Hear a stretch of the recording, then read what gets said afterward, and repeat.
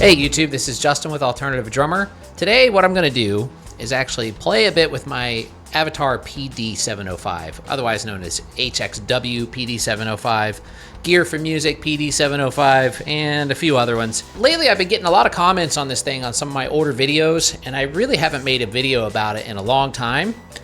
I don't even think I've used it actually since last Christmas. So I've been getting a lot of questions about it, and actually, you know, I couldn't remember some of the things that people were asking, which is why I haven't responded to some of those questions. And it was in storage, so I couldn't even really test it out to, you know, find out what the answer was for some of the questions that people were asking. I can't think of any right now. And actually, I think the first thing I'm gonna do is see if it has a firmware update, because like I said, it's been about a year since I used it. So I have a feeling that there's probably some kind of firmware update. So let's check that out first. Okay, first let's check my firmware version. In order to do that, let's press setup and then use the arrow down keys to go down to version here. And then it looks like I have firmware version 4.05. So I already know because I already looked, but if we go here on the website, there is an update available. We're now up to version 4.20. So I'm gonna go ahead and download that. Where I found this is I'm at hxw-music.com. This is the company that actually makes this device. It's not really Avatar, it's not Gear for Music, HXW. So go to their website. And also here is the manual. If you haven't downloaded the manual yet, you absolutely should, because there's crucial information in there, such as how to update the firmware, because I can't remember how to do it, so we're gonna have to look at this. So it looks like what we do, let me just read this real quick. Use to update the unit firmware, which you can do via USB stick. In the event you need to update firmware, you can download the updated bin file, consult the seller, blah, blah, blah, root directory of your memory stick, press OK. When the update field is highlighted, the firmware will be installed and the unit will restart. All right, so I'm gonna have to get a USB stick, copy this firmware bin file to the root directory of that USB stick, and then install it on the device. So let's give that a shot. Okay, here's the USB stick. I'm just gonna plug it into the back of the unit. Okay, now from the home menu again, let's go ahead and press setup one more time and then use our down arrow. This time we'll go past version and go all the way down to update, and then press OK to update. We'll see if this actually works. I only did this one other time. And it looks like it's working. My only fear here is it's gonna wipe out all of my settings, but I guess that's good for this video because then I can set it all up again for you guys to see. All right, oh, it's still working. There it goes, okay, restarted, cool. All right, let's move on to the next step. Okay, so something really weird happened after I updated the firmware. I'm learning here that basically nothing is working. Not a single pad makes any sound. If I press click, I hear that, so I know it's not my headphones or anything like that. Something weird is going on here, and not even the lights are coming on, so that's not good. Okay, it looks like I should have read the instructions. Right here it says you actually have to load it twice. So I'm gonna go ahead and try that now. If you look at the description of the update document within the download, then yeah, it says that right here. Look, wait for the update complete. The pad will restart automatically. Repeat step 2 to load the firmware a second time. So have to do that again. Okay, so let's go ahead and copy it back over to the USB drive. All right, let's try this again.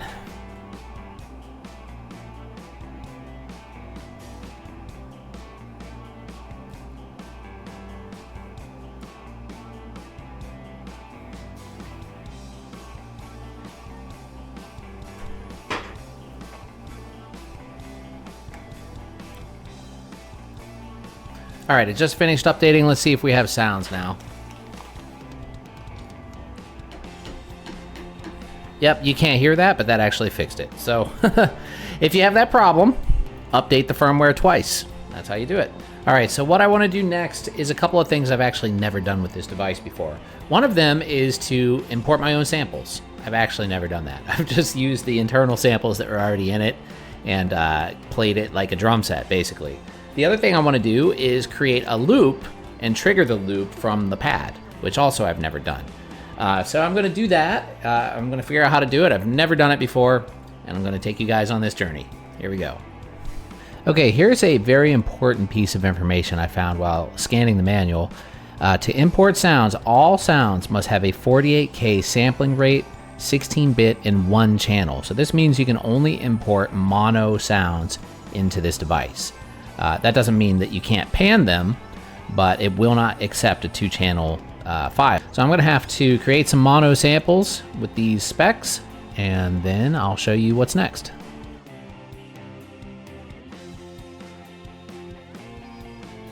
All right, now I want to show you how to convert your files to mono using Audacity. So just open up your WAV file in Audacity, make sure it's already the correct sample rate. I have mine 48,000 Hertz, as you can see here.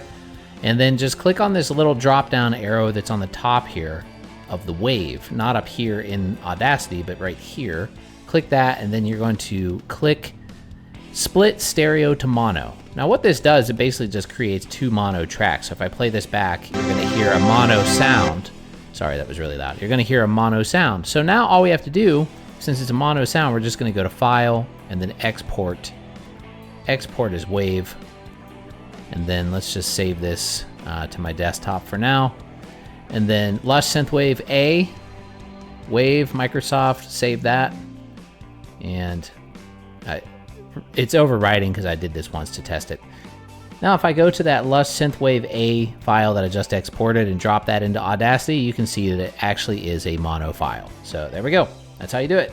Okay, so here's another bit of information that's pretty important. So in order to access the USB drive when you plug it into the device, you're gonna have to press and hold Setup and OK button together to access the memory stick option from the menus. From here, you can import and export sounds to the unit. You know, it's funny, I actually did make a video in the past about how to import samples into this device. I totally forgot that I did. But what you need to do first, actually, before you do anything on your thumb drive, you need to create a folder called pad_wave and put those files, those sample files that we had created before, your mono samples, in this folder. So do that before you even put the USB drive into the device. Make sure that when you plug in and remove the USB drive as well, that you're turning off the PD705 because it seems to have problems unless you do that. So now what I'm going to do is plug my USB stick into the device and see if I can load some samples. What I'm going to do now is hold down Setup and press OK. And that brings me to our USB menu. So now what we do is we go down to Load and just select Load Kit. Now, here's the thing. You can't import individual files. It just imports everything in the folder. So we're going to go ahead and press OK. One of them basically overwrites everything that's in the folder, the user folder, and the other one adds. So I'm going to update even though there's nothing in there. Okay, and now it's importing those loops. Now, see, the thing I'm not sure about is how to actually turn these into loops within the device, so we'll figure that out too. And then it's going to restart. Okay, let's go back to our USB menu. So Setup and OK. Okay, now we can see what I already imported here. These are the 2 loops that I imported. Now, somebody was asking in one of the previous videos, how do you delete waves off of the device? And this is how you do it, actually. Here, you might think that this is showing you the USB, but it's not. It's actually showing you the internal memory of the device. So all you do to delete is you just highlight the one you want to delete and just press Select, and then it will say Delete Wave, and you could say Single or All. So you can either delete the one WAV file or just delete all of them out of your internal memory right here in this screen. So yeah, it's not very clear in the manual, but that's how you do it. What I'm going to do here is actually go back to program number 1, which is just the basic rock kit, and we're going to edit this one. So what I want to do then is go down to Wave. If we tap a pad, it'll show you which sample is assigned to that. So I want to put my first sample up here on this top corner trigger. So what I'm going to do is hit that, and then I'm going to select my wave. If I just start turning the dial here and go all the way down to the bottom, you'll see your imported files. So there's Lush Synthwave A and Lush Synthwave B. I'm going to go ahead and press OK on that. Now let's hear if this works. Yeah, there it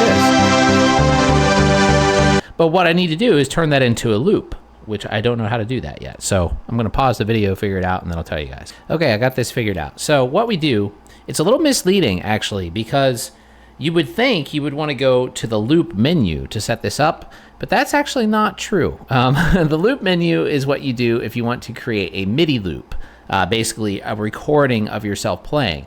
Now, you could do that. That's one way to do it, but that for just a one-shot sample that you want to loop over and over, there's a much easier way to do it.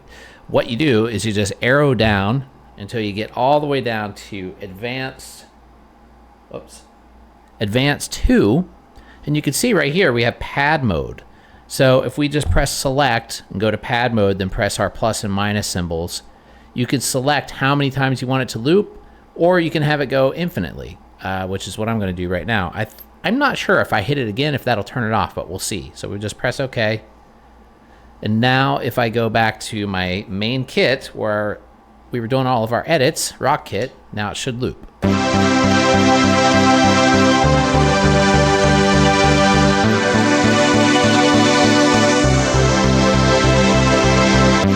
Yep, all right, let's see if this shuts it off. And it does. Okay, that's exactly what I want. Very cool. All right, now I want to import my other loop. So let's go ahead and do that. Arrow down to wave, and now same thing. I just scroll all the way to the bottom and select Lush Synthwave 2, or B rather, whatever you named them. Okay, now I can go back to kit. Actually, no, first I want to go to advanced 2 and turn it to pad mode, switch loop to infinite. Oh, okay, so here's what I want to do too. I want to turn on pad groups, or mute groups. So if I have both of my samples assigned to mute group, now that keeps them from playing at the same time, which is what I want to do. So let's go ahead and make sure that, let's go back here, press OK. I just wanted to make sure I have both of them in that mute group. And yeah, it is in mute group number 1. So go back to kit, and let's hear how this sounds.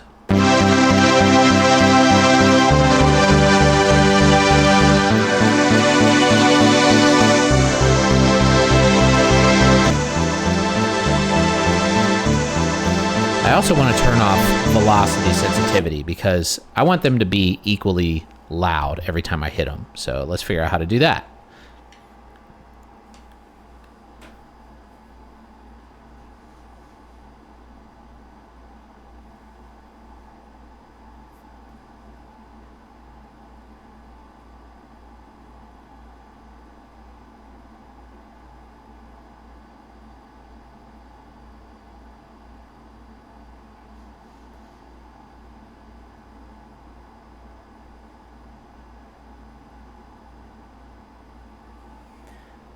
Okay, I'm going to see if this works. What I did is, I don't know if you saw that there, but I basically went into velocity curve of the pad and turned it to max. So let's see how this sounds.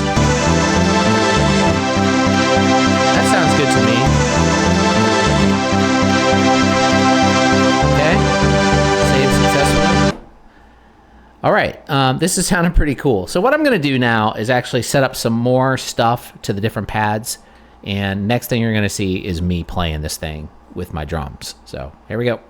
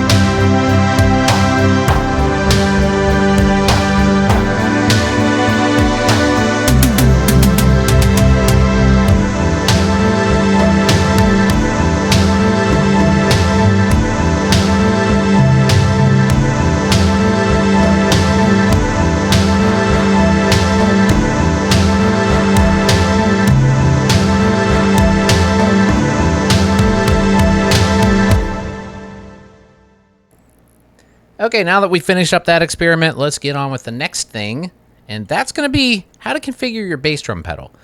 This is an actual trigger. It's not a switch. Now, some people have commented and left, questions about how to get their bass drum pedal set up. And let me just show you what happens here. If you plug into trigger input number 1, as you can see, it's a hi-hat. So we don't want that to be a hi-hat. We want it to be a bass drum, which right here, if we play our corner pad, we have the bass drum. So in order to change this, what you have to do is go into wave again, like we did before. Now, if we turn this little dial up here, it'll bring up the wave menu. And now we can see that this pad is vintage kick, 20-inch vintage kick, and that is internal number 1 is the setting. So if we want to just do it to the same number, all we have to do now is hit our hi-hat, and now we can scroll all the way down to internal number 1.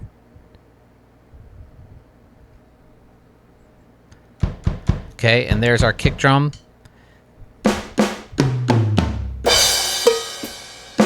Okay, and now it's assigned, so all we have to do is press OK, and it's going to save it.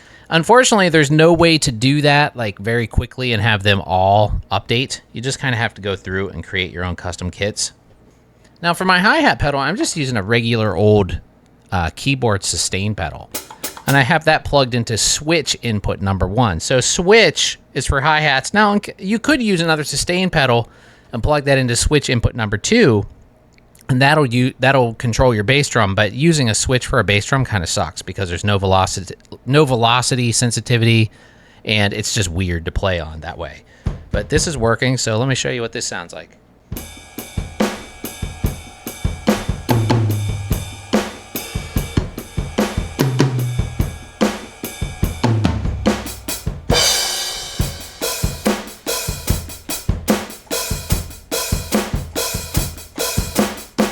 Okay, and that's it. That's all you have to do. It's actually very simple to get the bass drum pedal working. It's a lot easier to do that than to do the whole, sampling and looping thing that I was showing you guys earlier. All right, everybody, that's going to be all for this video. Thanks for watching. Hopefully you found it educational and helpful. If you did, let me know in the comments down below. Do you have one of these PD705 drum kits or tabletop percussion pads, whatever you want to call it? I really like this thing. It's a shame I don't get to use it more, but the opportunity just doesn't come up that often. But I usually do take it with me when I travel to have a portable drum set with me, and it's pretty nice for that. So anyway, thanks for watching, everybody. Don't forget to like and subscribe, and I'll see y'all in the next video. Take care.